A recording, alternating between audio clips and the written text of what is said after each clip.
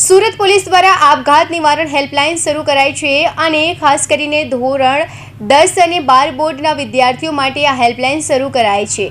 તો આ હેલ્પલાઇન પર અત્યાર સુધી એટલે કે 25 દિવસમાં 308 કોલ મળ્યા હતા, જેમાંથી 67 જિંદગી બચાવવામાં પોલીસને સફળતા મળી હતી। સુરત પોલીસની આત્મહત્યા નિવારણ હેલ્પલાઇન નંબર સેવા જીવન રક્ષક બની છે। 25 દિવસમાં આત્મહત્યાનો પ્રયાસ કરનારા 54થી વધુના પોલીસે જીવ બચાવ્યા છે। આત્મહત્યા નિવારણ હેલ્પલાઇનને 25 દિવસમાં 308 કોલ મળ્યા હતા।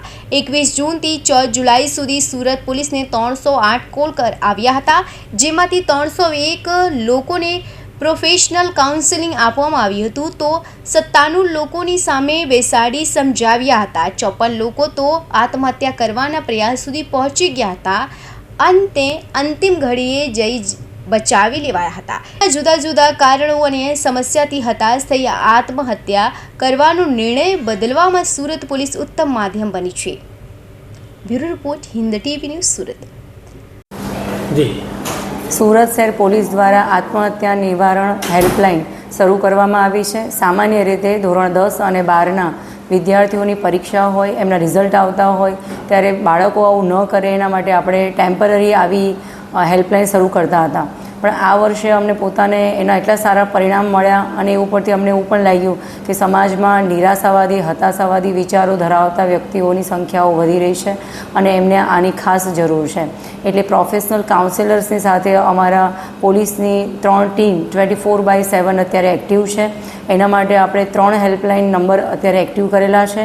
100 નંબર તો અમારો છે જ કે જેની અંદર આપણે 100 અથવા 112 નંબર ઉપર કોલ કરીને પણ આ સુવિધા મેળવી શકીએ છીએ।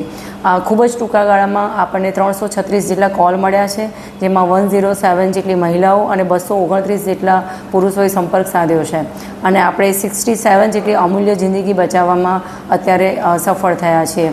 117 જેટલા રૂબરૂ કાઉન્સેલિંગ આપણે કર્યા છે અને આ રૂબરૂ કાઉન્સેલિંગની મદદથી જ અમને ખ્યાલ આવ્યો છે કે ના માત્ર જે તે વ્યક્તિ પણ એના વર્તુળમાં રહેલા પરિવારજનો, એના મિત્રો અને ઘણી વખત એના વર્ક પ્લેસ ઉપર રહેલા વ્યક્તિઓની પણ રૂબરૂ કાઉન્સેલિંગની જરૂરિયાત પડતી હોય છે અને એના ફોલોઅપ પણ લેવા પડતા હોય છે, જેથી એ ફરીથી આવા નિરાશાવાદી વિચારોમાં સપડાય નહીં અને કોઈ અંતિમવાદું પગલું ના ભરે।